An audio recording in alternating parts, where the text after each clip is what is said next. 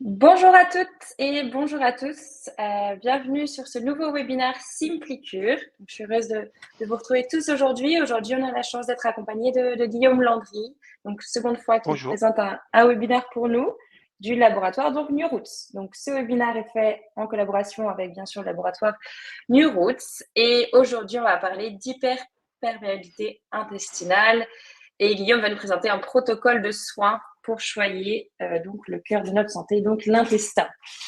Avant de vous laisser la parole, Guillaume, rapidement, pour ceux qui éventuellement ne connaissent pas le fonctionnement de Livestorm, vous pouvez à tout moment envoyer des messages dans le chat, comme vous êtes tous en train de le faire, si jamais il y a des problèmes, notamment au niveau des fonctionnalités, que ce soit au niveau du son ou de l'image.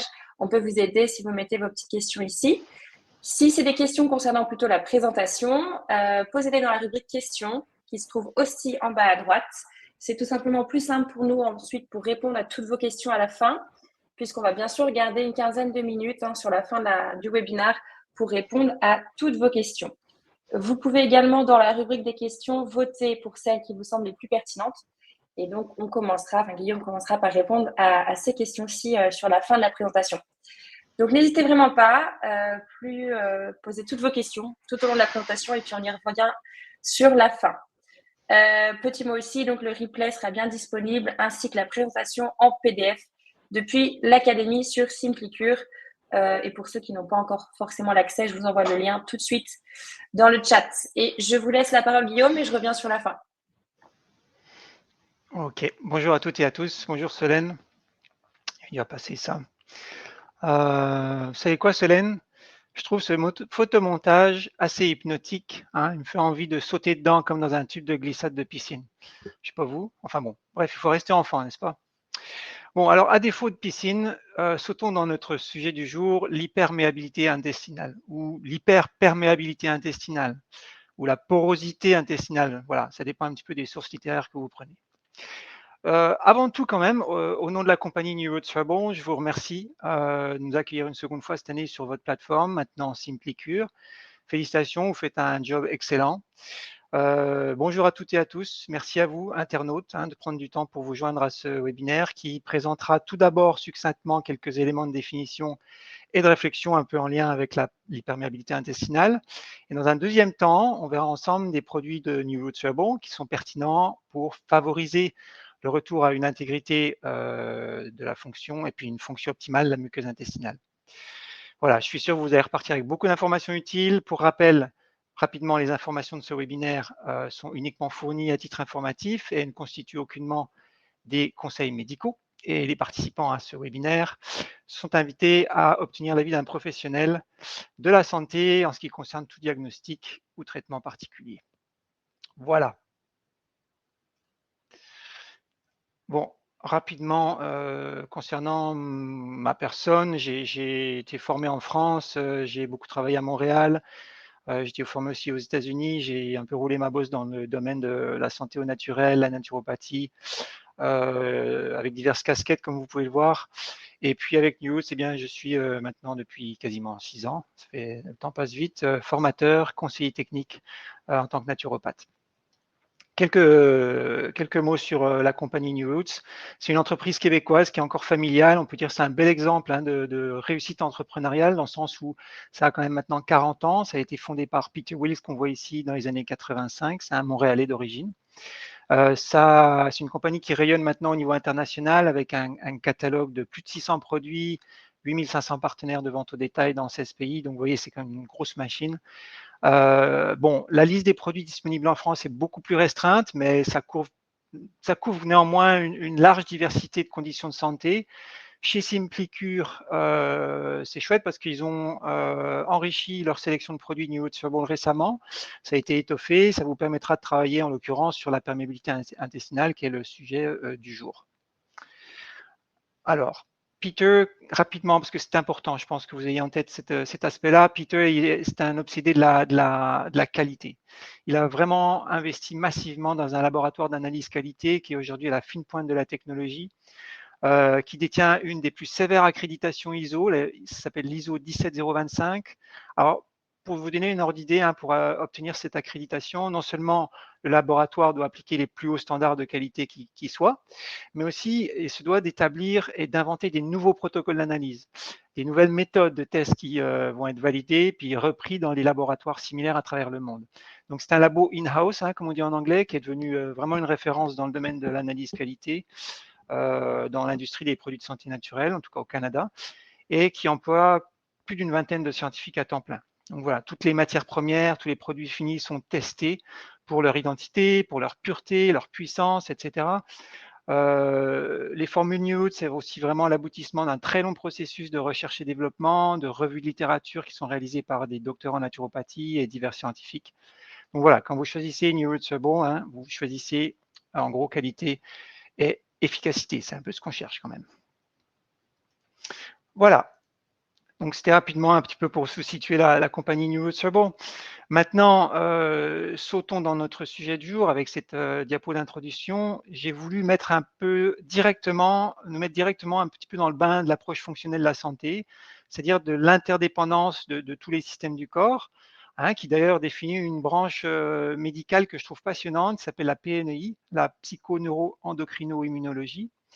Alors, dans cette optique, une réflexion sur la perméabilité intestinale pourrait être de s'interroger sur les causes, sur les processus physiologiques associés ou encore sur les maladies qui peuvent avoir un lien avec cette perméabilité intestinale, pour finalement mettre en perspective, hein, cette condition qu'on appelle le syndrome de l'hyperméabilité ou la perméabilité intestinale.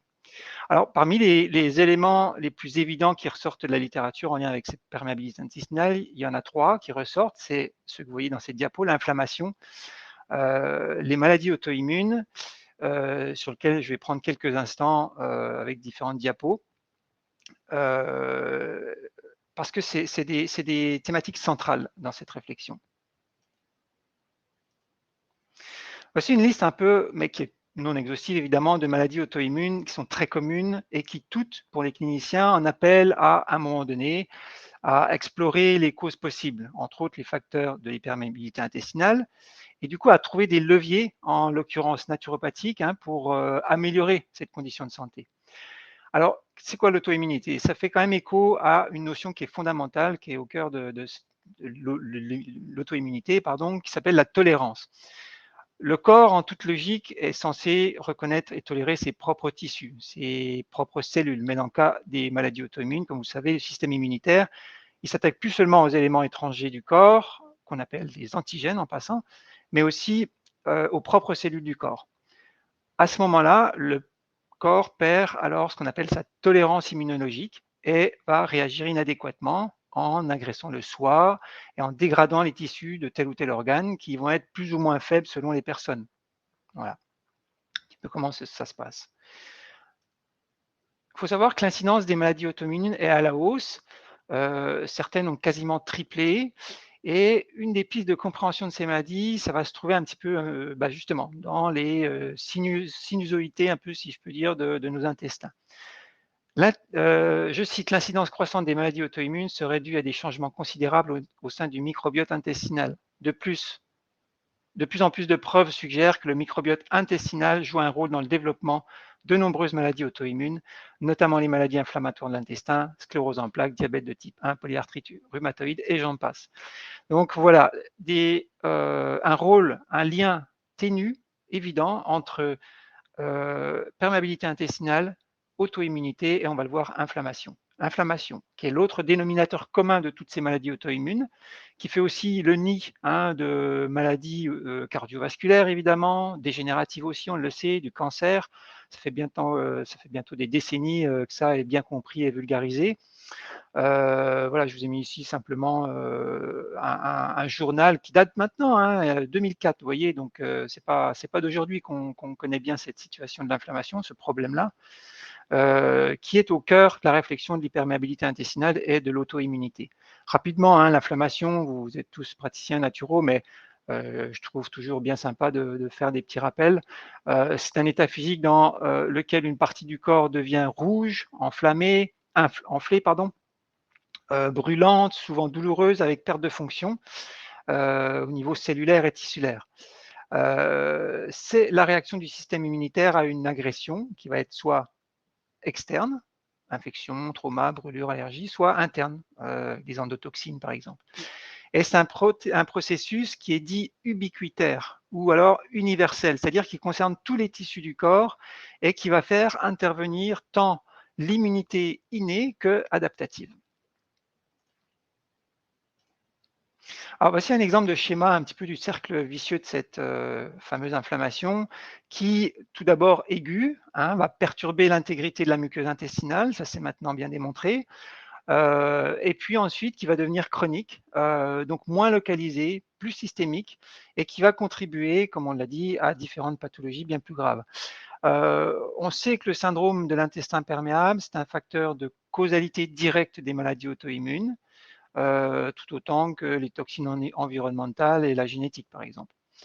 La bonne nouvelle, c'est qu'on a la possibilité d'agir au niveau de la muqueuse intestinale, on va en parler plus longuement aujourd'hui, évidemment, possibilité d'agir contre l'inflammation pour la minimiser, et possibilité d'agir au niveau de la tolérance immunologique. D'accord? Donc 3 axes d'action synergiques, je dirais, qui vont être importants à considérer dans ce protocole pour la perméabilité intestinale.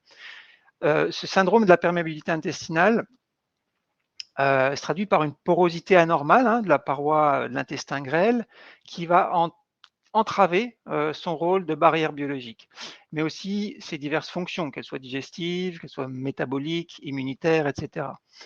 Alors, quand cette muqueuse est endommagée, on observe différentes choses. D'abord, une couche de mucus qui va être détruite, entravée. On va observer une perte de surface des villosités. On va observer des microvilli qu'on voit ici sur cette diapo, beaucoup moins fonctionnels. Et puis une déstructuration de ce qu'on appelle les jonctions serrées, qu'on voit ici, les 3 petites barres rouges entre les cellules, qui gardent normalement connectés entre eux les entérocytes, hein, donc ces cellules qui forment la couche unicellulaire de la muqueuse intestinale.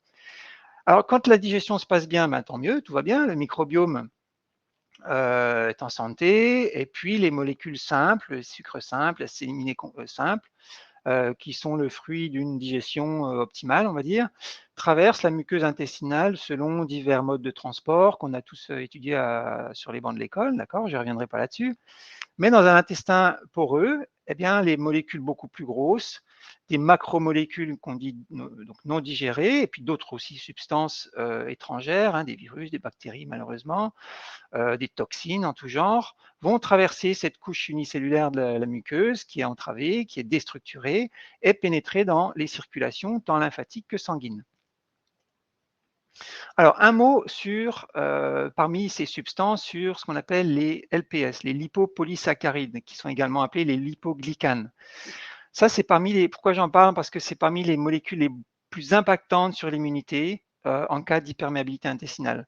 Ce sont des endotoxines qui sont produites par les bactéries pathogènes qui sont présentes dans la flore intestinale. Du coup, la concentration en LPS augmente naturellement en cas de dysbiose, hein, quand on a une perturbation de la flore intestinale, d'où, et ce n'est pas un secret, hein, l'importance majeure d'un microbiote en santé finalement. Pourquoi? Pour maintenir une tolérance du système immunitaire et préserver cette fameuse intégrité de la muqueuse intestinale. Donc les LPS sont puissamment pro-inflammatoires. Okay, c'est une huile hyper inflammable, on va dire, entre guillemets, et c'est un facteur majeur, très important dans la pathogénèse de la plupart des maladies auto-immunes. Voilà, je voulais quand même m'arrêter là-dessus, parce que c'est très, très important d'avoir ça en tête, ces endotoxines. Cette hyperméabilité intestinale, elle va provoquer une réponse inflammatoire de l'organisme et donc un tableau de symptômes très variés, notamment des symptômes auto-immuns, comme on l'a déjà dit.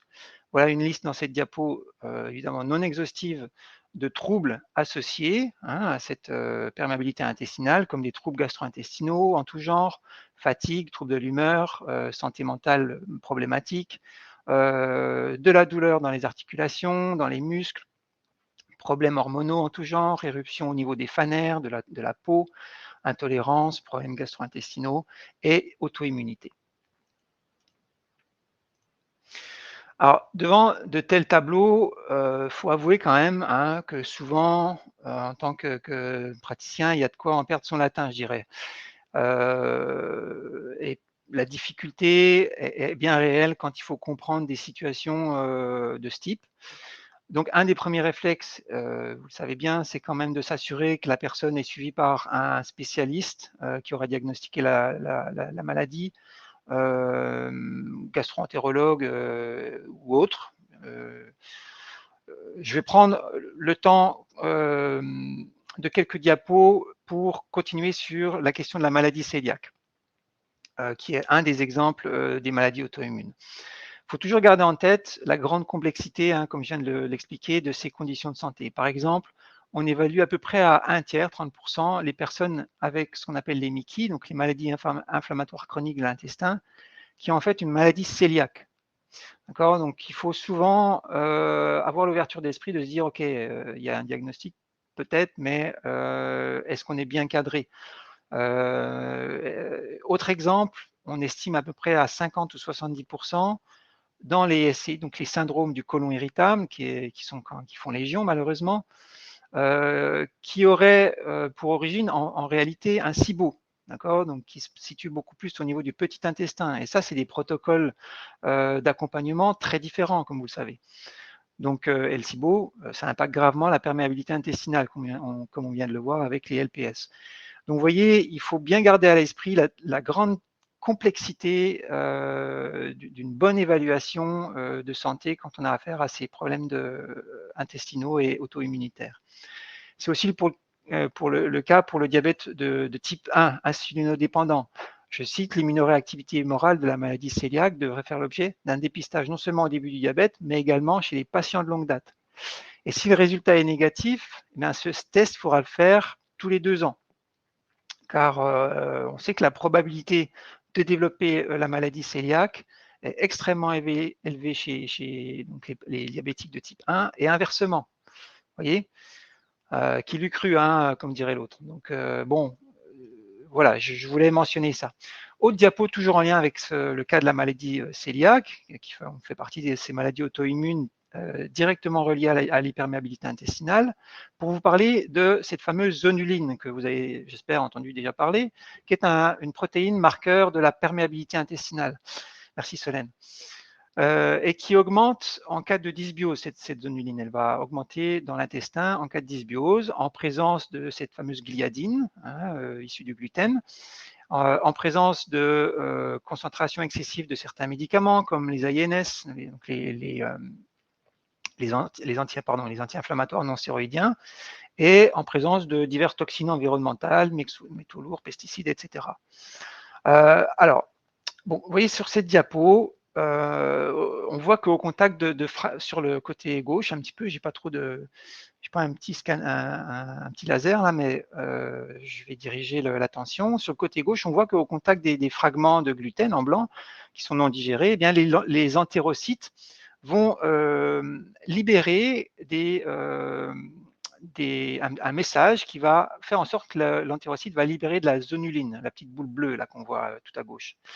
Et cette zonuline, elle va induire via d'autres récepteurs membranaires de ces mêmes entérocytes des signaux cellulaires qui vont perturber les jonctions serrées et désolidariser les entérocytes entre eux.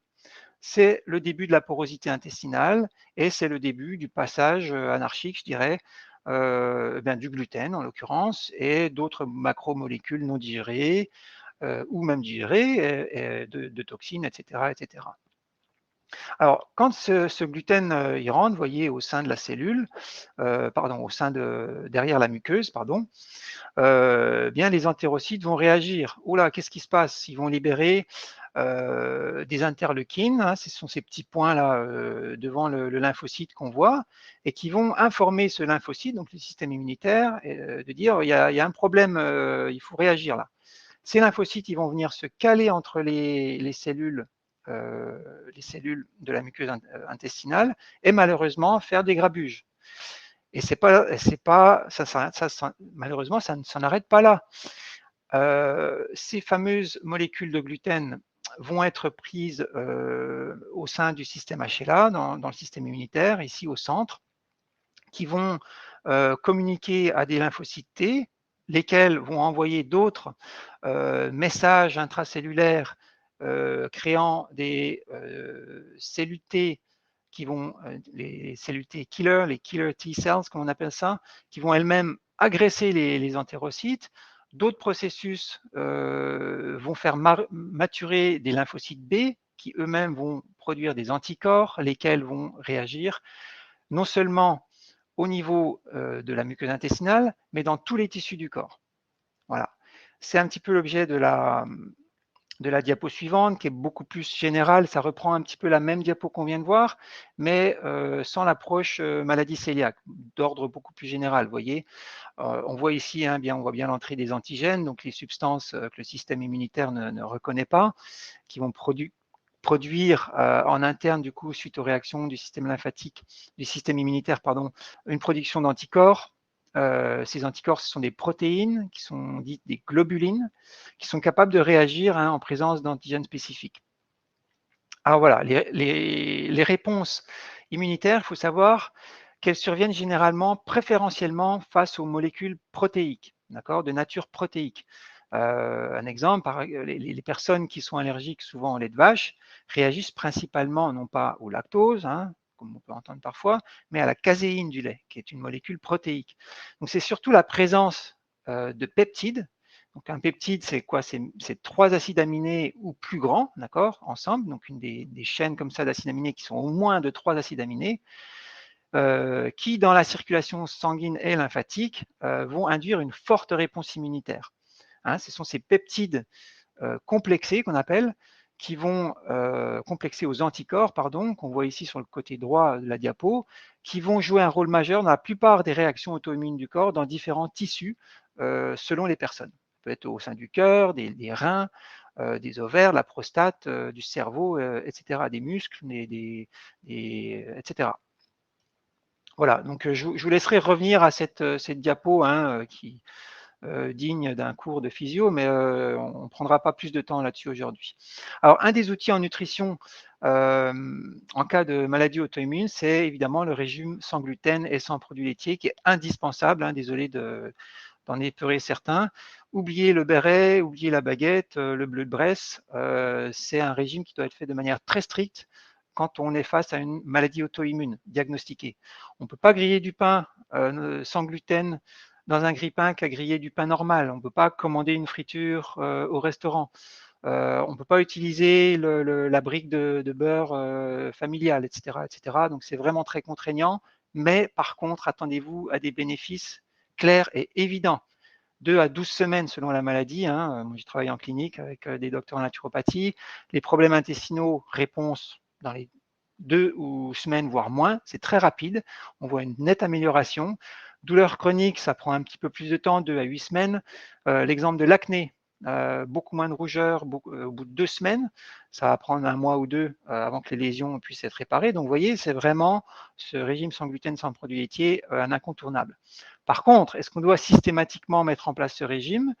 Non. Les personnes qui ne sont pas forcément en situation d'auto-immunité, qui tolèrent plus ou moins, qui ont malgré tout quelques symptômes en lien avec une porosité intestinale, mais qui ne sont pas au stade de l'auto-immunité, il est conseillé de ne pas forcément s'embarquer dans un régime aussi strict. Pourquoi?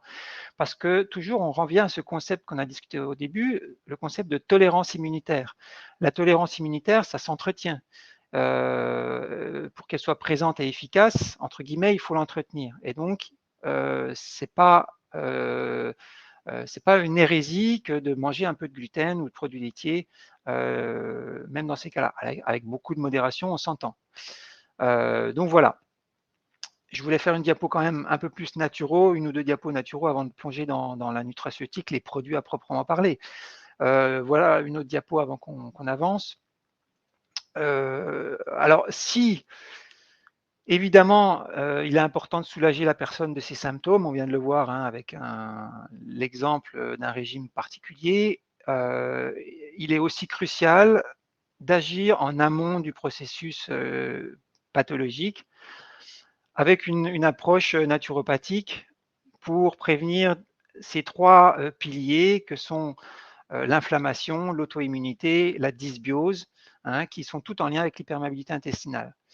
Un des facteurs, c'est pour ça que je n'ai pas mis facteur de pathogénèse, j'ai rien spécifié, j'ai pas mis inflammation ou autre, parce que ils sont tous interreliés, ces facteurs génétiques, de pathogénèse, excusez. Et un des facteurs majeurs de cette dysbiose, et donc de cette inflammation, et donc de cette auto-immunité, de cette perméabilité intestinale, c'est le stress. On y revient toujours, hein, ce fameux stress. On n'est pas tous bons dans tout. Il y a des gens qui ont des spécialités. Si besoin, référez-vous à des professionnels compétents qui gèrent le stress. Mais c'est majeur, c'est très important. Si on sait que quelqu'un est complètement borderline, comme on dit en anglais, ou on the edge, ou limite, il faut d'abord le calmer avant même de commencer quoi que ce soit en naturopathie. Améliorer l'hygiène et l'environnement, avoir un sport raisonné, quelqu'un qui est dans un milieu de travail, une industrie lourde par exemple, savoir comment éviter la toxémie, avoir des recommandations sur l'hygiène de vie, sur l'hygiène de consommation en général, évidemment travailler sur l'alimentation, parer aux carences possibles, voire évidentes, comme la vitamine D, le zinc aussi, limiter la malbouffe, les excès de sucre et d'alcool. Bon, tout ça sont des évidences, mais je pense que ça a leur place dans un tel discours. C'est même important qu'on martèle tout ça. Et puis, c'était l'objet d'une diapo précédente, pour les personnes diagnostiquées avec un trouble auto-immun, régime sans gluten et sans produits laitiers. Et dernier point de cette diapo, sensibiliser aussi aux effets secondaires de certains médicaments qui peuvent être pris en excès. Les antibiotiques, les anti-inflammatoires non stéroïdiens, les inhibiteurs de pompe à protons, par exemple. Vous voyez, etc. OK. Donc voilà, je voulais un petit peu avoir un laïus naturopathique parce que je pense que c'est vraiment crucial, hein. On ne parle pas uniquement de capsules. Quand on veut améliorer la santé des gens, on parle de bien d'autres choses. Et voilà, c'est l'objet un petit peu de ma première section de webinaire. Passons maintenant à une section tout aussi passionnante et tout aussi intéressante. Ce sont nos nutraceutiques, hein. On a aussi à disposition des compléments alimentaires pour soutenir cette intégrité intestinale. Donc on a bien beaucoup de choix de compléments alimentaires. D'autres diront des nutraceutiques, hein, pour rester à la mode de chez nous. Bref, alors la beauté des produits de santé naturelle, ça tient en leur synergie. Et le protocole qu'on va discuter, alors il peut paraître un petit peu lourd dans la première section, mais on va découvrir vite, rapidement, que chaque actif un petit peu trouve sa place dans cette logique du puzzle de l'hyperméabilité intestinale, si je pourrais le dire ainsi. On a tout d'abord en haut à gauche, probiotiques, vitamine D. Ça, c'est crucial pour ce sont des adaptogènes immunologiques, c'est-à-dire qu'ils vont calmer l'hyperréactivité du corps en cas d'infection, par exemple, et ils vont soutenir les processus immunitaires en cas d'auto-immunité, donc quand on a une immunité qui est assez affectée. Ils aident à rétablir ce qu'on appelle la tolérance immunitaire, dont on a déjà parlé, à réduire ces molécules très agressives, les LPS. On a aussi une deuxième catégorie de produits qui sont majeurs pour le cas qu'on discute, ce sont les anti-inflammatoires, les oméga 3, les oméga 7 aussi, donc l'huile d'argousier en l'occurrence, et puis aussi certains actifs très intéressants, moi, que j'adore, ce sont les champignons médicinaux, avec ici en particulier l'huile nérisson, avec ses polysaccharides qui sont très anti-inflammatoires. Une autre catégorie à considérer, c'est directement pour choyer, hein, c'est un peu le titre que j'ai choisi pour ce webinaire, choyer notre intestin avec des enzymes, avec du psyllium. On retourne aux bases, entre guillemets. Pourquoi des enzymes? Je reviendrai en détail sur chaque diapo, mais parce que on veut des molécules au maximum digérées, hein, pour minimiser l'impact qu'ils pourraient avoir les macromolécules sur le système immunitaire.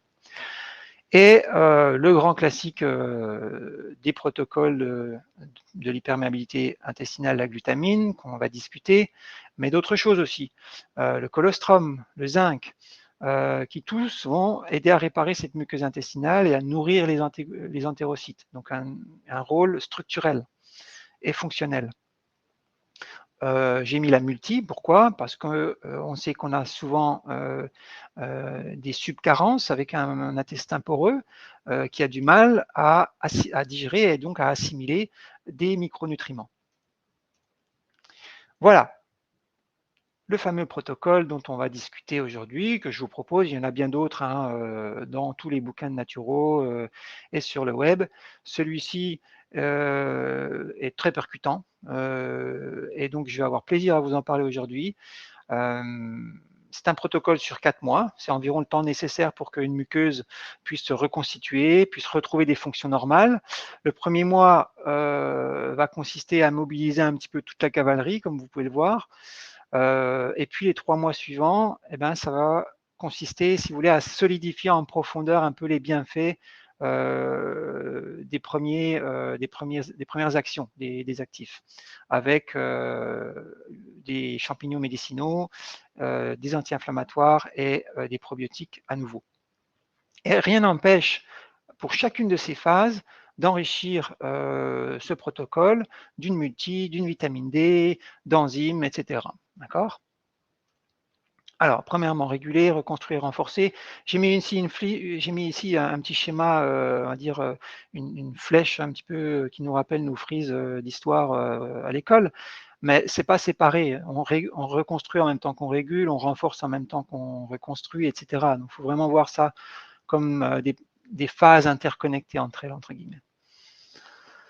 Alors, cette fameuse glutamine, hein, parce que c'est sur le haut de la liste des nutraceutiques indispensables pour un intestin poreux, ce n'est pas un acide aminé essentiel.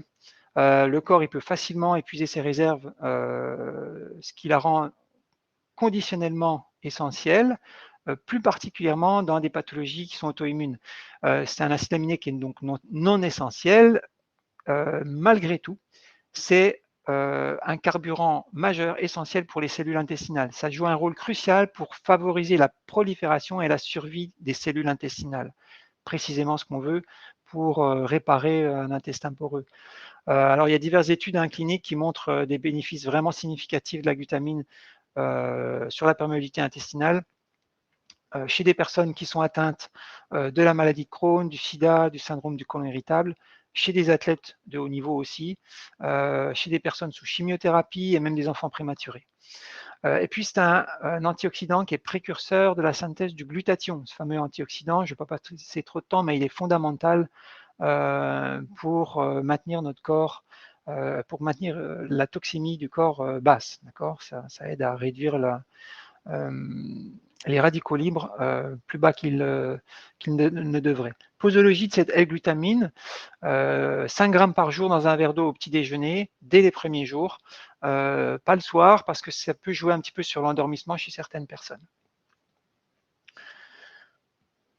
Excusez, oui, on a parlé de la glutamine, et voilà la diapo. Je vous laisse quelques instants simplement pour voir les mots-clés dont je viens de parler.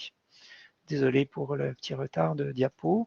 Je passe à l'autre nutraceutique crucial dans cette première étape du protocole pour l'hyperméabilité intestinale, que sont les oméga 3, donc des acides gras des huiles de poisson, hein, donc des acides gras essentiels qui vont contribuer à réduire l'inflammation intestinale. On joue ici sur le volet inflammation, mais pas seulement. On voit que ces oméga 3 au sein de l'intestin vont aussi convenir à diverses bactéries amies, comme ce qu'on appelle l'Akkermansia muciniphala, qui renforce les fonctions de la protection de la flore intestinale. Donc on joue aussi directement sur la santé de la flore intestinale. Les oméga 3, ça va soulager la douleur et l'inflammation. Par contre, pour arriver à cet bienfait, à cet effet thérapeutique, comme on dit, il faut que vos suppléments d'oméga 3 aient plus d'AEP que d'ADH et qu'ils apportent au minimum 2 grammes d'EPA par jour. Ça, c'est important, c'est à partir de de cette dose qu'on voit des effets cliniquement significatifs. Donc une gélule du coup pour l'oméga 3 sauvage de chez New Roots, vous voyez très, très concentré, une gélule 2 à 3 fois par jour au repas. C'est un produit extrêmement propre. Je passerai sur l'aspect qualité dont j'ai mentionné la rigueur auparavant. Je vous ai mis ici à nouveau un schéma des voies métaboliques de l'acide arachidonique qui vont produire les composés pro-inflammatoires et donc l'inflammation un petit peu dans le corps. Dans la cellule, on voit un petit peu dans le haut là, de la cascade, eh bien, c'est un morceau lipidique de la membrane, donc un phospholipide qui va être réquisitionné et qui va aboutir à ces cascades pro-inflammatoires issues de l'acide arachidonique. À l'inverse, avec les formes moléculaires de l'AEP et de l'ADH qui sont très similaires à la molécule de l'acide arachidonique, eh bien, on va avoir des molécules en amont de ces cascades qui vont non pas être pro-inflammatoires, mais anti-inflammatoires à l'inverse. D'accord ? On ne va plus avoir cette chaîne et cette suite inflammable, entre guillemets, si je peux parler comme ça, de l'acide arachidonique. Donc l'AEP va remplacer, entre guillemets, l'acide arachidonique pour produire des molécules anti-inflammatoires. Alors, il y a d'autres choses anti-inflammatoires en naturo, que les oméga 3, mais eux, ils jouent vraiment en amont de cette cascade. Il y a la griffe du diable, la griffe du chat, le saule. Eux, ils vont bloquer ce qu'on voit à gauche, les COX, les fameux COX, qui sont une enzyme qui vont déstructurer l'acide arachidonique. Ça va inhiber cette enzyme. Puis on a d'autres actifs comme la curcumine, la boswellia, moi que j'aime beaucoup, qui vont agir à la fois sur les COX et sur les LOX à droite. Voilà, qui vont être anti-inflammatoires. Je fais un petit passage, ce n'est pas vraiment des produits dont on discute, mais je voulais que vous rappeliez un petit peu comment fonctionnent ces anti-inflammatoires au niveau métabolique, au niveau métabolique de l'inflammation. Troisième dans le panel, le groupe de produits qui sont importants dans un premier temps pour lutter contre l'hypermobilité intestinale, c'est une formule probiotique. Chez New Roots, qui sont à capsule entérique, très important pour passer l'estomac, l'acide gastrique, qui sont multisouches. On sait que ça marche bien mieux que des souches uniques, et qui sont réfrigérées, très très important pour les bifidobactéries qui sont très très sensibles aux températures ambiantes. 3 mois et il n'y a plus de bifido. 3 mois sur une tablette, il n'y a plus de bifido. Donc réfrigéré. Cette formule, elle inclut une souche qui s'appelle Saccharomyces boulardii qui va optimiser l'action antimicrobienne et anti-inflammatoire de cette formule.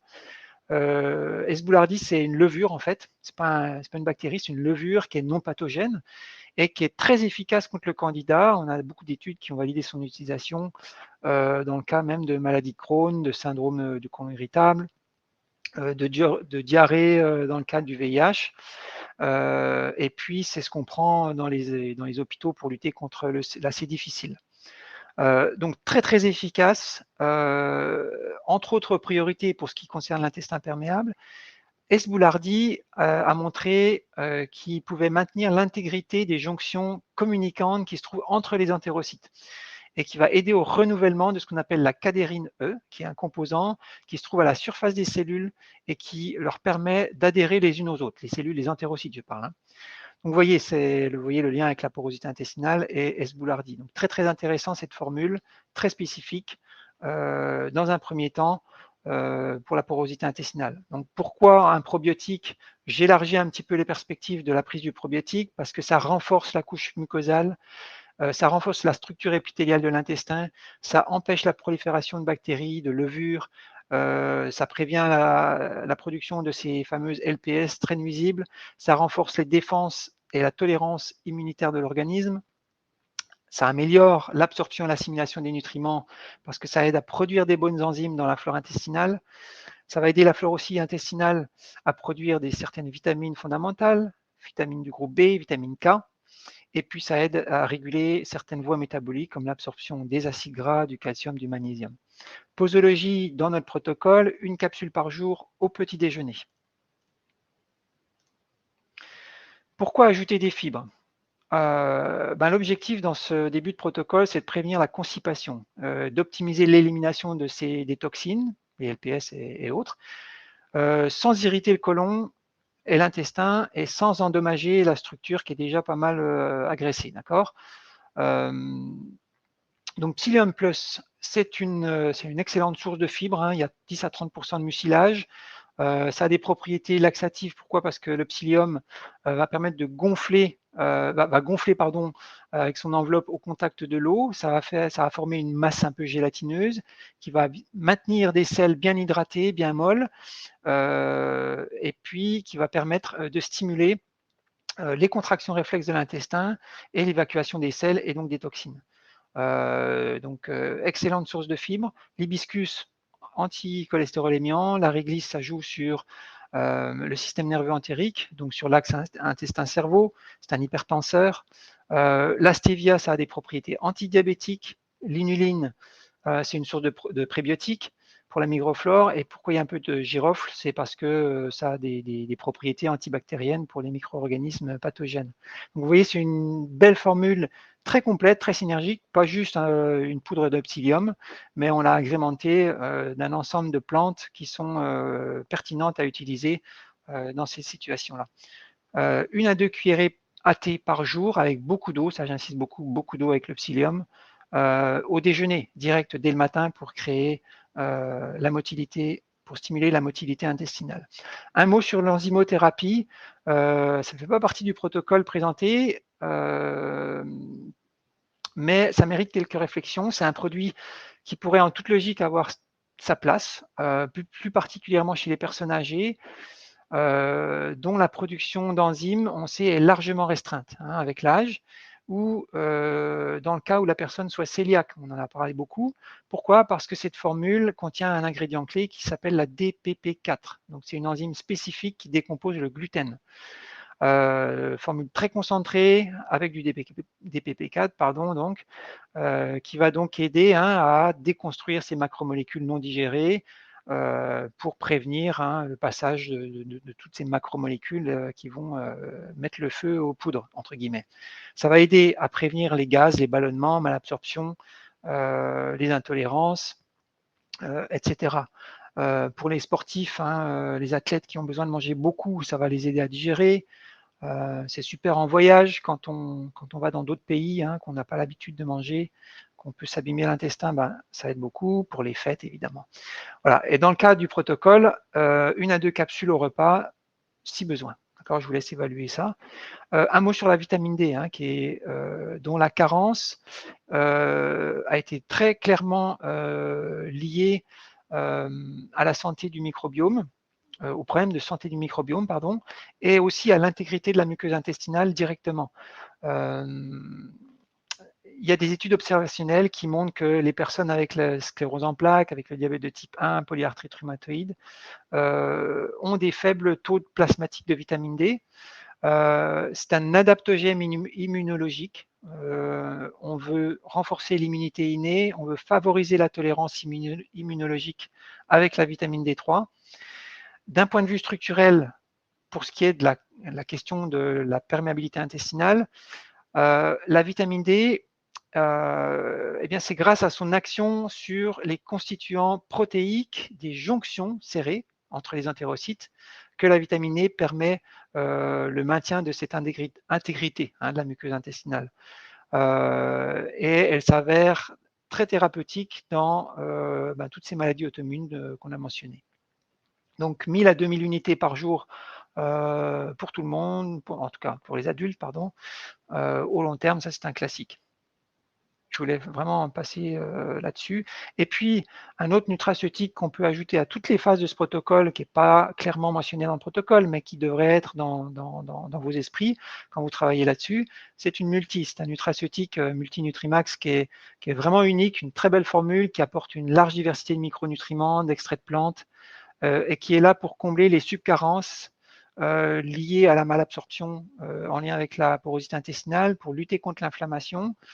On trouve un bon ratio zinc-cuivre, hein, à peu près 10 pour 1, 12 pour 1, de la vitamine D, beaucoup de polyphénols aussi, qui sont les polyphénols, on sait que sont fondamentaux pour aider à une bonne fonction intestinale, catéchine, quercétine, hesperidine. Ça, ce sont des actifs qui sont très utiles pour les perméabilités intestinales. Pourquoi je vous ai parlé du zinc? Parce que ça perturbe aussi les structures des jonctions serrées quand il y a une carence. Donc, pensez bien à avoir une multi ou un complexe zinc qui assure un apport en zinc suffisant. Voilà. Pourquoi est-ce qu'on peut avoir une carence en zinc? Les gens qui prennent des inhibiteurs de pompe à protons sont très susceptibles à la carence en zinc. Pensez-y. Voilà. Alors, enzymes, vitamine D et multi, ça va pouvoir enrichir le protocole à toutes les étapes, à vous de choisir. Deuxième étape, phase 2, semaine 5 à 12. J'y viens, excusez-moi pour le retard sur la diapo. On va passer, maintenant qu'on a travaillé pendant un mois avec tous ces nutraceutiques dont je viens de vous parler, on va passer à une phase un petit peu de reconstruction et de renforcement avec un champignon thérapeutique que j'adore, c'est le inérisson, et puis des probiotiques. Des probiotiques, je vais vous parler de Pro Intensity, donc qui n'est pas ici qui n'est pas Human Biota ici, je vous en parlerai aussi, mais qui est Pro Intensity. Je vais vous expliquer pourquoi. D'abord, le inérisson. Alors, j'y viens. Alors, c'est pas une poudre, c'est pas une poudre qui est ni pulvérisée ni micronisée, mais c'est bien un extrait à l'eau chaude, ce qui va permettre de rendre optimale la biodisponibilité des actifs de ce produit. Champignons standardisés à 40% de polysaccharides, dont 35% de bêta-glucane. C'est utilisé en médecine traditionnelle chinoise pour beaucoup de troubles gastro-intestinaux. Pourquoi? Parce que ça a une excellente capacité à régénérer la muqueuse gastro-intestinale, précisément ce qu'on cherche. Pourquoi aussi?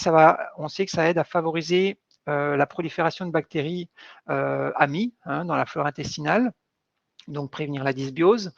Et ça a montré aussi des propriétés immunitaires, ça va renforcer l'immunité. On le connaît aussi, ça c'est un aparté, mais avec ces éricénones et ces érinacines, qui sont des actifs qui vont stimuler la synthèse du facteur de croissance neuronale et le processus aussi de synthèse de myéline. Donc c'est idéal en prévention des troubles cognitifs qui sont dus à ces amas de protéines, la plaque de bêta-amyloïde qu'on voit dans la maladie d'Alzheimer notamment. 1 à 2 capsules par jour au repas, du midi et du soir. Ça, c'est la posologie pour le protocole dont on parle. Pendant tous les 2 mois suivants du protocole. Semaine 5 à 12, préféré non pas Human Biota qu'on voit sur le protocole, mais Pro Intensité. Pourquoi? Parce que c'est une formule probiotique qui est aussi à capsule entérique, qui est aussi multisouche et qui est aussi réfrigérée, mais qui contient du colostrum, à peu près 25 mg par capsule. Le colostrum, c'est génial, j'adore ça. C'est riche en facteurs immunologiques qui sont très actifs en ce qu'on appelle les immunoglobulines, les IgG particulièrement, des facteurs de croissance, des enzymes en tout genre, notamment cette fameuse lactoferrine, des leucocytes, des vitamines, des acides aminés, etc. Beaucoup d'oligo-éléments. Donc c'est un super aliment, moi qui en clinique à dénouer des situations improbables, et vraiment je vous invite à vous intéresser au colostrum, c'est génial. Alors pas chez les gens qui sont allergiques au lait, mais uniquement ces gens-là, évidemment. D'accord? Tous les autres, c'est possible. Alors, je vous ai mis ici quelques diapos sur lesquels vous pourrez revenir. Je ne vais pas forcément m'attarder parce qu'il nous reste 10 minutes, mais voilà deux diapos sur des exemples de bénéfices des probiotiques sur les maladies auto-immunes, ici en l'occurrence, sur des pathologies qui sont auto-immunes, qui sont reliées à la perméabilité intestinale, notamment ici des troubles atopiques, qu'on dit atopiques, d'accord? Atopique, ça veut dire qu'on ne sait pas vraiment que, quoi, ou comment, d'accord? Enfin, quand on creuse, on découvre un peu. Et les maladies auto-immunes, d'accord? Vous voyez, donc asthme, allergie, eczéma, arthrite rhumatoïde, etc. Je vous laisserai voir un petit peu les résultats de ces études, les observations. Donc, en gros, les probiotiques, en anglais, on appelle ça des no-brainers. Donc, on y va les yeux fermés. Voilà, c'est ce que ça veut dire. Pareil, je vous ai mis une petite diapo sur laquelle vous pourrez revenir. Vous aurez une bibliographie plus tard que j'enverrai sur le site de Simplicure. Donc ici, une diapo sur les exemples de bénéfices du colostrum qui, on le voit, c'est net, très très net dans les études cliniques. Ça réduit l'hyperméabilité intestinale. C'est génial chez les sportifs. 70% d'augmentation de la perméabilité intestinale dans les 14 jours qui suivent l'exercice intense.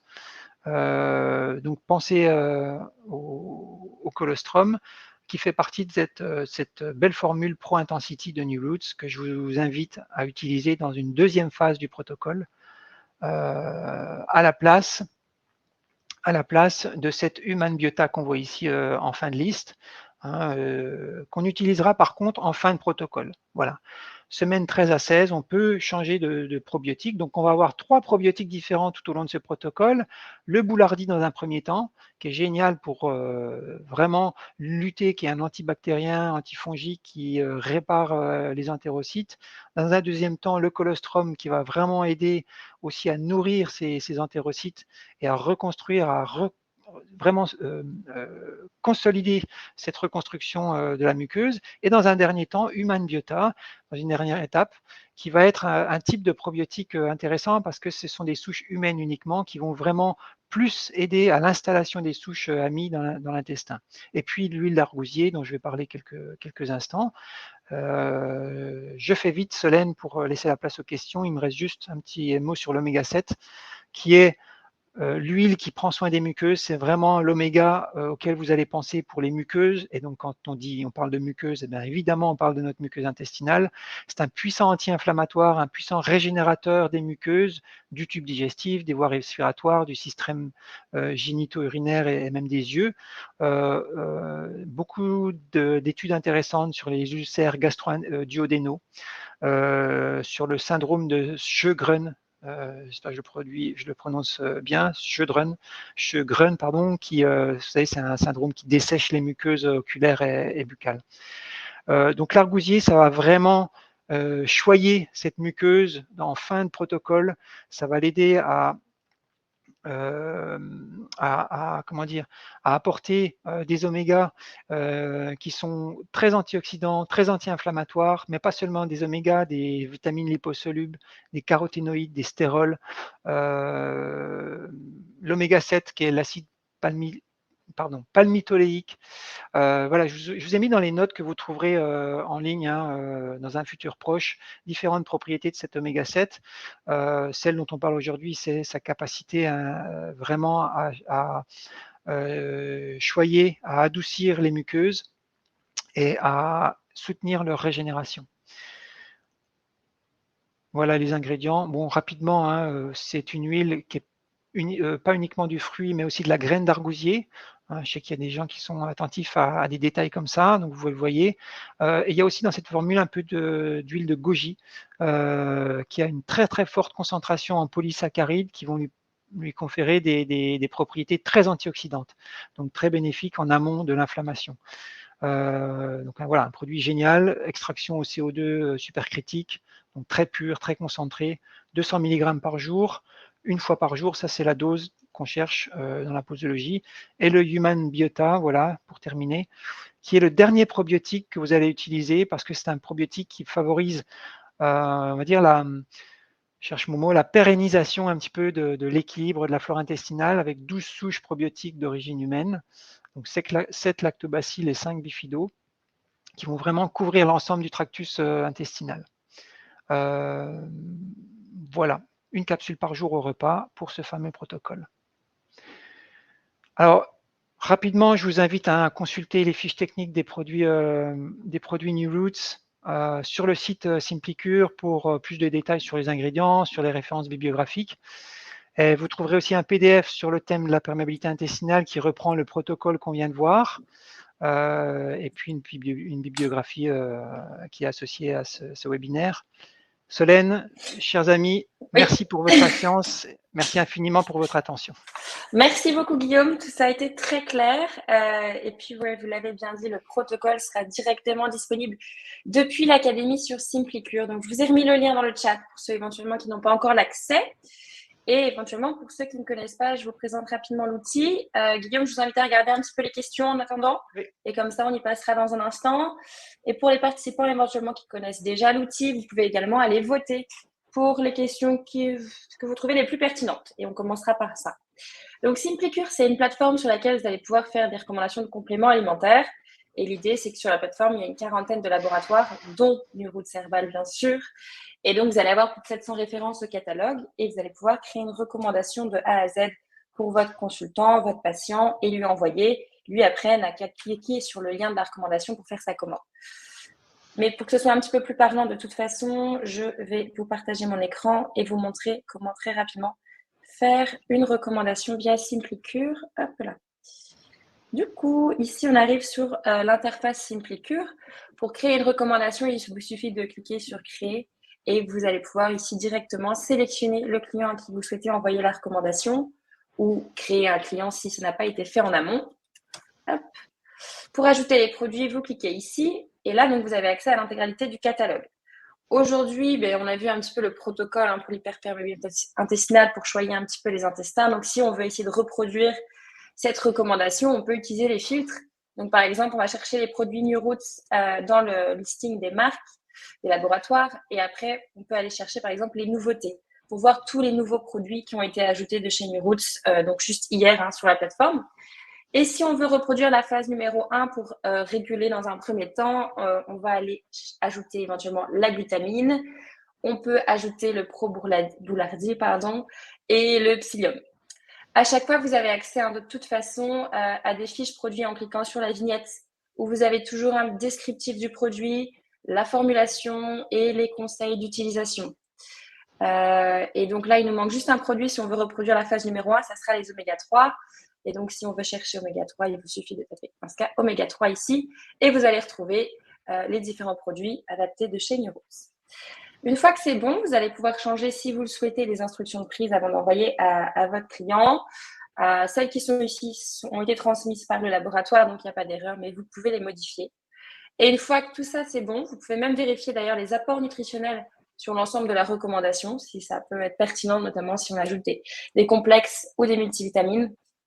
Et en cliquant sur Envoyer, en bas à droite, directement, votre client vient de recevoir un mail avec sa recommandation digitale. Donc, il clique sur le lien, il arrive sur cette page et il peut directement procéder au paiement. Et donc, dans ce cas, il reçoit ensuite tous ses produits directement chez lui et c'est sous 1 à 3 jours. Donc, comme vous l'avez vu, c'est quand même très simple de faire une recommandation via la plateforme Simplicure. Vous avez accès aux différents compléments des différents labos, donc c'est plus de 700 références. Vous personnalisez la recommandation de A à Z et après, vous allez avoir un bon suivi des recommandations. Est-ce que le client a acheté? Qu'est-ce qu'il a acheté? Etc. La plateforme, elle est vraiment entièrement gratuite. Donc, je vous invite à vous inscrire si ça n'a pas été déjà fait. Et puis, on pourra vous présenter un petit peu plus l'outil. Également, via Simplicure, vous avez accès à différentes formations, différents webinaires comme on le propose aujourd'hui. Et pour les prochains événements, donc sur la semaine prochaine, on propose encore 2 webinaires. Le premier avec Vital Plus, où on va parler du SOPK. Et le second, c'est avec Nature Sciences Santé, où on va parler de la CoQ10, donc la coenzyme Q10 et son intérêt au niveau de la sphère plutôt cardiovasculaire. On va pouvoir passer aux questions, Guillaume. Je vais regarder tout de suite, je vais aller voir, donc trier par pertinence. Voilà. Vous êtes prêts? Oui, je suis prêt. Excusez-moi, Solène. Oui, je suis prêt. Comment peut-on différencier un SIBO d'un syndrome d'intestin irritable au niveau clinique, ballonnement, gaz plus présent? Est-ce qu'il y a vraiment des choses spécifiques à l'un et l'autre? Excusez-moi, Solène. Est-ce que je peux visionner aussi les questions? Moi, ça me permet de pas de souci. bien… Alors, si vous allez dans la rubrique questions, donc il y a le chat en bas à droite et ensuite on a questions. Et en fait, en haut, c'est écrit trier par. Et si vous allez sur vote, du coup, on va être dans le même ordre. Vous aurez les questions où il y a eu le plus de votes. Et donc là, on a la question sur le SIBO. D'accord. Alors, merci Solène. Comment peut-on différencier un SIBO d'un syndrome intestin irritable au niveau clinique, ballonnement, gaz plus présent? C'est compliqué, hein, ce sont deux tableaux qui sont assez similaires. En termes de symptômes, c'est vrai. C'est pour ça que je vous disais, je vous parlais de la complexité de ces situations-là. C'est pas pour rien. Là, on retrouve un exemple, SIBO, SI. Une des choses qui donne, qui clairement indique ou pas un SIBO, c'est euh, le test des gaz qui sont émis quand on respire. Donc c'est un test un peu spécifique qui permet clairement de définir si on a un SIBO ou pas. Le SIBO va avoir aussi une composante de douleur assez importante au niveau du centre du ventre. Donc ça peut être quelque chose qui peut indiquer. Mais on n'est pas là pour faire des diagnostics, on est là pour accompagner des conditions de santé en tant que naturopathe. Donc vraiment, à nouveau, que je l'ai mentionné dans la diapo, vraiment inviter les gens à consulter des gastro-entérologues et des médecins, s'il vous plaît. Très bien. La glutamine n'est pas contre-indiquée en cas de cancer. Ah, c'est vous c'est bien d'interagir comme ça, les gens ils seront moins saoulés avec moi. Non, bah, du coup, je continue, hein. La glutamine n'est pas Allons-y. contre-indiquée en cas de cancer. Donc, on entend souvent parler de ça, hein. Et est-ce que ce serait sage d'en donner à de hautes doses, donc 3 grammes ou plus? Oui, principe de précaution, cancer, on évite. OK. Et Qu'est-ce ça, j'en qui donnais aux doses 3 grammes. Alors, donc cancer, on évite. Maintenant, pour ce qui est du dosage, pour une personne où il n'y a pas aucun signe de quoi que ce soit qui puisse être en relation avec un cancer, à l'inverse, la glutamine est très bénéfique. Il y a des ouvrages entiers sur la glutamine, sur ses bienfaits. Dose thérapeutique 5 grammes par jour. OK, très bien. Alors, le psyllium aide à soulager la constipation, mais du coup, en cas de Mickey en poussée avec des diarrhées, est-ce que ça reste adapté? Oui, bien sûr. Ah oui, voilà, il faut absolument penser à ces fameux mucilages hein, qui vont venir vraiment former des selles qui vont réguler les symptômes de diarrhée, les symptômes de constipation. Ce sont pas des fibres insolubles, donc ce ne sont pas Mmh. des fibres qui vont être agressives sur la muqueuse, bien au contraire. C'est ce qu'on cherche pour tous les symptômes comme ça, diarrhée, constipation. OK. Peut-on doser les LPS via un bilan sanguin ou des analyses de sel? Bonne question, je ne sais pas. OK, à vérifier. Je répondrai à ça. Ouais. Euh, je ne sais pas. Je ne sais pas, c'est une très bonne question. Je note. Donc on a aussi, une personne qui nous dit que ça fait quand même beaucoup de compléments à acheter et à prendre pour une personne. Après, se rappeler aussi qu'on est sur un protocole en différentes phases, hein, comme vous Oui, l'aviez expliqué. oui, c'est un protocole en différentes phases qui propose 4 produits d'un coup. Quand on parle de protocole en naturopathie, c'est sûr qu'on approche, on dépasse les 2 produits. Souvent, c'est 3, 4. Là, en l'occurrence, c'est 4. Je me suis attelé à essayer de bien euh, faire comprendre l'importance de cette synergie, qu'une hyperméabilité intestinale, c'est pas uniquement une question de déstructuration, uniquement une question structurelle, c'est aussi une question inflammatoire, c'est aussi une question de composition, de nature de la flore intestinale. Donc c'est sûr que si on veut avoir une approche globale, systémique, on peut pas faire l'économie, en tout cas, au moins, de considérer l'ensemble de ces facteurs qui amènent à l'hypermobilité intestinale, d'où l'importance d'avoir une action plurielle, entre guillemets. Action plurielle, ça veut dire plusieurs. Mais oui, alors maintenant, si on veut choisir un ou deux produits, la glutamine, évidemment, la vitamine D. Ça, c'est les premiers auxquels on pense. Mais je vous invite vraiment à faire un effort. C'est un investissement, comme je dis toujours. Moi, avant le tuning de la voiture, eh ben, il y a la santé, par exemple. Donc, c'est vraiment aussi un discours qu'on peut toujours avoir en cabinet avec des gens qui ont un budget, oui, certes, mais il faut amener cette considération de l'investissement temporaire, qui est temporaire. Vous l'avez bien vu, ça dure un mois. Donc, Ouais, hein, OK. voilà. J'espère que j'ai bien réagi, j'ai bien répondu. Le dosage en réglisse est-il adapté pour les personnes sous antihypertenseurs ou est-ce qu'il est déconseillé du coup? Je vais. On était à, donc si c'est pour le psyllium, hein, j'imagine, on était à 104 mg pour 2 cuillères à thé. Donc je sais Ouais, pas si. ouais, 100 mg, ça va. C'est pas une dose à 500 mg par exemple. Donc on est largement en deçà Des des risques, contre-indications. des contre-indications que peut avoir effectivement la réglisse dans les cas d'hypertension. Ok, C'est pas un réglisse déglycérinésé, comme on dit, mais c'est une réglisse dont la concentration est tout à fait en phase avec l'usage d'un antihypertenseur. d'accord. Mais très bonne question, Émilie. Oui. Parce que ça, je vous dis ça, mais quand vous êtes clinicien, il faut toujours avoir à l'esprit ce qu'on appelle l'individualité biochimique de la personne, ou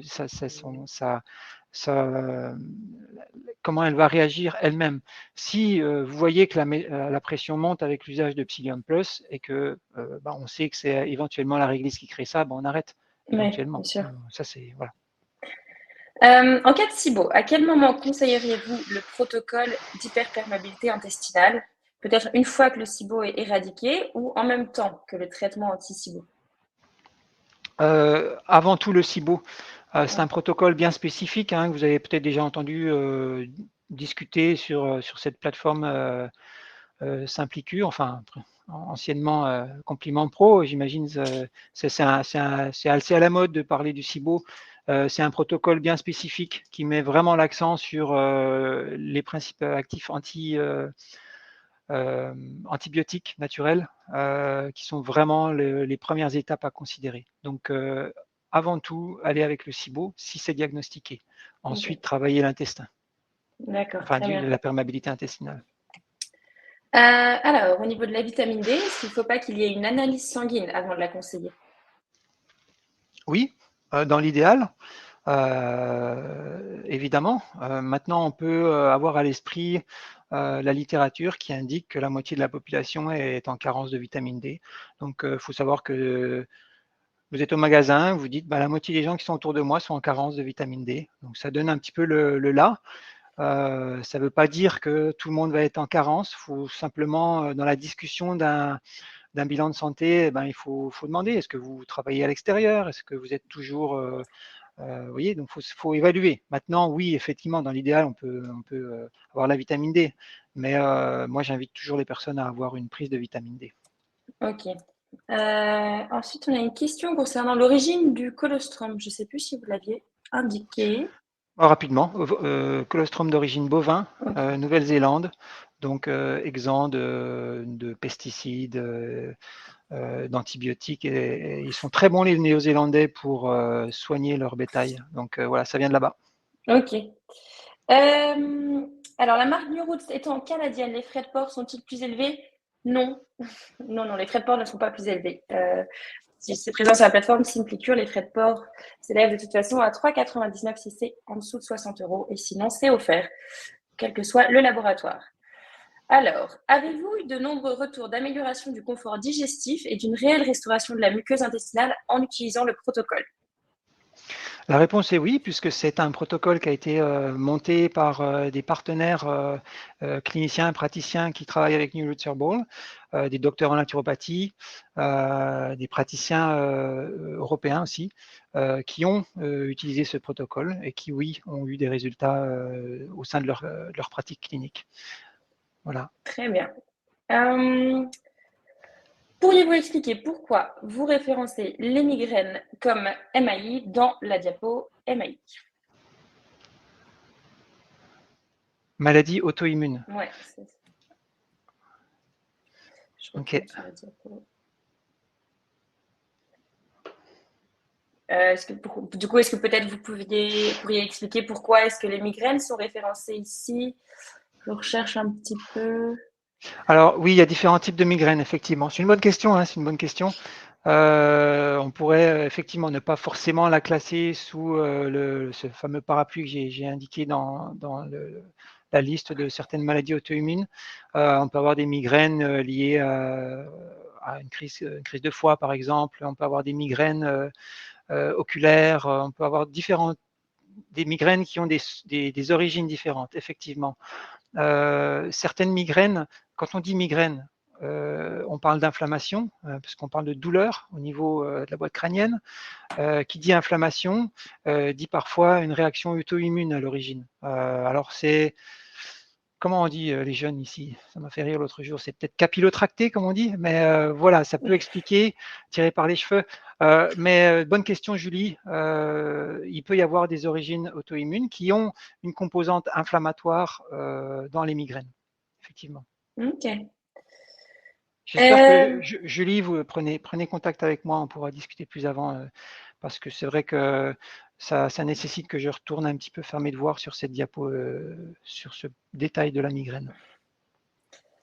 Ensuite, on a une question sur le dosage pour des patients qui ont subi une ablation de la vésicule biliaire ou qui ont des troubles gastriques et intestinaux en particulier. Je ne sais plus à quel moment de la présentation ça a pu être posé. Je ne sais pas si vous, Guillaume, vous avez Sur une des réponse. patients qui ont subi une ablation de la vésicule biliaire, qui ont des troubles gastriques et intestinaux en particulier. Alors, troubles de la vésicule biliaire ou ablation, ça c'est avec des produits qui souvent stimulent avec des plantes qui sont ce qu'on appelle cholagogues et cholérétiques, donc qui stimulent la production et le transport de la bile. J'essaie de rapidement mettre en revue les produits qui pourraient impacter la vésicule, mais Peut-être sinon Nadine peut spécifier la oui, question et puis on y reviendra Nadine, ensuite si vous suivante. voulez, Ouais. si vous voulez bien préciser votre question, on y reviendra. Alors, à nouveau concernant le psyllium, donc on a une personne qui a gonflé après avoir consommé du psyllium, ballonnement et douleur. Est-ce que du coup c'est compatible pour tout le monde ou certains seraient plus sensibles à ces fibres? C'est pas compatible à tout le monde, comme n'importe quel Mm. nutraceutique, comme n'importe quel produit de santé naturelle. Quand on vous propose des actifs comme ça, cela va sans dire que il y a certaines personnes qui auront des réactions différentes de la majorité de ce qu'on peut observer. Emmanuel, en l'occurrence, si vous avez expérimenté cela, eh bien ça ne vous convient pas éventuellement. J'en profite pour parler peut-être de cette réaction de Herxmeyer qu'on connaît en tant que naturo, qui fait que quand on prend une plante ou un nutraceutique, on a parfois une exacerbation de certains symptômes. Et il faut aller au-delà des 2-3 premiers jours et pour ensuite trouver une amélioration des symptômes sur le long terme. Donc ça, c'est une réaction bien connue dont il faut parler, dont il faut avoir en tête. Maintenant, si c'est un symptôme qui dure, ici en l'occurrence un ballonnement des douleurs qui dure, mettons une semaine, bon, ben, clairement le psyllium ou peut-être n'est pas forcément la meilleure fibre pour vous. Il faut trouver à ce moment-là une source de mucilage qui est peut-être différent et qui peut convenir. Ok, très bien. Alors, la curcumine est parfois contre-indiquée en cas de maladie auto-immune. Qu'est-ce que vous en pensez? Est-ce seulement sous immunosuppresseur? De même pour S-Boulardi. Je botte en touche, Céline. À revenir. Et je note. Je ne connais pas ces contre-indications-là précisément. Donc, on n'a pas forcément parlé de curcumine aujourd'hui. Ouais. Vous avez Donc, c'est parlé un pas peu de quelque chose. Boswellia rapidement. Oui, mais les post-Vélia, j'en ai parlé par rapport à les principes actifs anti-inflammatoires qu'on peut utiliser en général. Mais en l'occurrence, là, c'est vraiment les oméga 3 qui sont très, très, très, qui sont sans danger pour aucune Ouais. condition de santé. Ok. S-Boulardi, pour les conditions auto-immunes, navré, je prends note et je regarderai parce que j'ai pas cette contre-indication dans mes archives, entre guillemets. Alors, comment faire si on ne supporte pas les probiotiques? On soupçonne une candidose, le client a surréagi aux probiotiques. Peut-on s'en passer et commencer du coup par réparer et réduire l'inflammation? Ouais, alors à ce moment-là, il faut y aller avec une formule qui apporte de Saccharomyces boulardii. Alors, on ne soupçonne pas une candidose, on invite la personne à être diagnostiquée par un professionnel. qui vraiment attestent de la situation de candidose. On ne se lance pas dans un protocole anti-candidat sans être sûr qu'il y a vraiment une prolifération de fongique. Donc ça, c'est sûr. Alors après, pour confirmer quelque chose qui est officiellement établi par un clinicien, il y a des symptômes, par exemple des rougeurs au niveau ici derrière le cou et ici là dans le pli du coude, des rougeurs persistantes, un petit peu qui grattent. Ça, ce sont des signes très clairs de la candidose, par exemple. Alors, il y en a quelques-uns, il n'y en a pas beaucoup, parce qu'on voit, quand on voit souvent la liste des symptômes de la candida, on s'y perd, d'accord? Mais il y en a très peu qui vraiment sont très, très liés à la prolifération importante du candida. Donc, si on ne supporte pas les probiotiques, je vous rappelle que le boulardie, ce n'est pas une bactérie, une souche probiotique, mais c'est comment dire, c'est une levure non pathogène qui est fortement anti-candida. Et je vous invite à utiliser cela. Très bien, merci. Et qui est aussi anti-inflammatoire. Alors, est-ce que la grossesse pourrait entraîner une hyperperméabilité? Oui, c'est vrai que ça fait partie d'un mot-clé que j'ai mis dans une diapo. Il peut y avoir, dans certaines situations, chez certaines femmes qui sont enceintes, beaucoup de problèmes inflammatoires. Vous n'êtes pas sans savoir que on a des réactions type diabète de type 1, dont on a parlé, qui sont parfois et souvent en lien avec une réaction au gluten. Qui dit réaction au gluten, dit perméabilité intestinale. Vous voyez, j'essaie de faire des liens et de montrer comment une approche systémique est importante. Donc oui, qui dit grossesse dit potentiellement, parfois, peut-être hyperméabilité intestinale. D'accord. Donc c'est quelque chose que oui, il pourrait être intéressant d'explorer dans une relation de clinicien à client. Très bien. Est-ce qu'on a discuté, je ne sais plus, de tous les marqueurs sanguins d'une maladie auto-immune? Bah là, on va dans du détail. Je ne suis pas médecin, donc je ne pourrais pas vous donner une bonne liste très claire et nette. Il y a évidemment tous les marqueurs pro-inflammatoires, protéines C-réactives, etc., qui sont souvent parmi les éléments qui sont utilisés par les médecins, mais pas seulement. Au niveau du système immunitaire, il y a beaucoup d'interleukines pro-inflammatoires qui sont libérés par certaines leucocytes typiques de certaines maladies auto-immunes qui peuvent être testés. Mais dans le détail, Sandrine, je ne peux pas répondre. Je ne suis pas à ce point formé et compétent. Donc je reviendrai là-dessus. J'essaierai de répondre. Est-ce que vous savez comment on peut doser la zonuline? J'ai vu 2 questions par rapport à ça.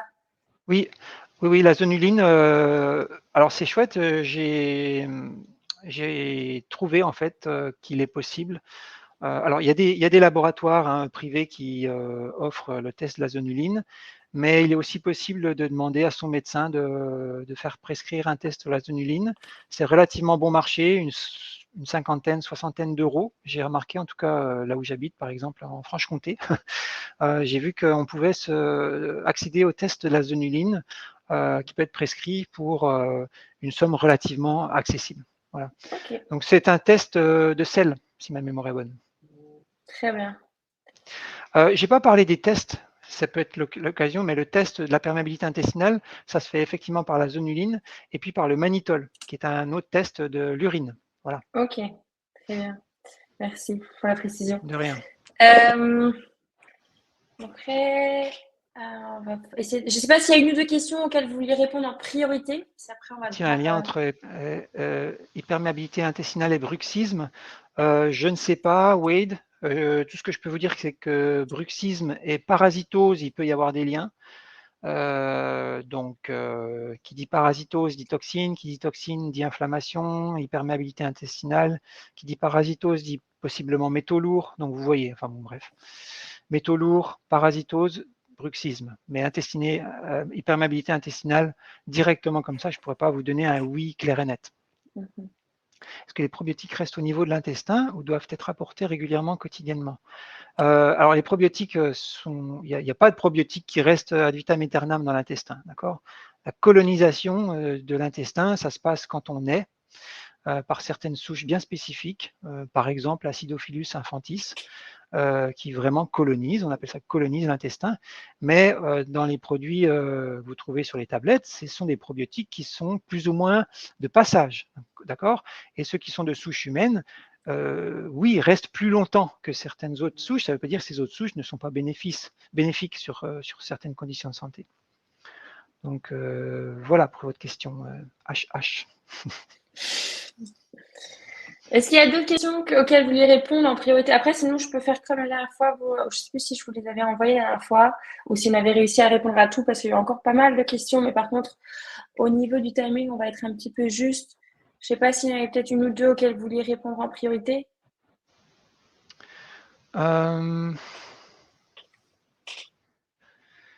Alors, c'est là. Oméga 3, 2 grammes, oui. Le PA, je continue. Mais ne faut-il pas aussi des CLA? J'ai été surpris, extrêmement étonné en fait dans la préparation de cette intervention, de trouver justement un type d'oméga, le GLA. Alors je ne sais pas CLA, je n'ai pas forcément en tête Céline, si ce serait bien que vous précisiez CLA. J'ai plus forcément en tête cet actif, mais le GLA en tout cas est à éviter en cas d'hyperméabilité intestinale. C'était très étonnant de voir ça, mais voilà, il y a des études là-dessus. Donc l'acide gamma-linoléique, GLA, qui est issu de la bourrache, si ma mémoire est bonne.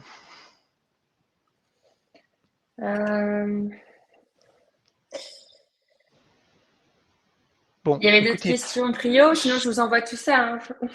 Oui, Solène, je ne sais pas comment vous voulez fonctionner. Moi, je peux continuer à répondre aux questions qui sont là.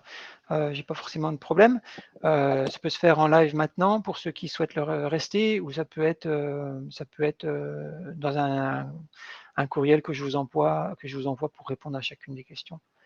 Mais je sais pas, ça dépend. En ce moment, en fait, j'ai un rendez-vous à suivre. Donc, c'est plutôt pour ça. Je pense que je vais vous envoyer le listing des questions auxquelles vous pourrez répondre.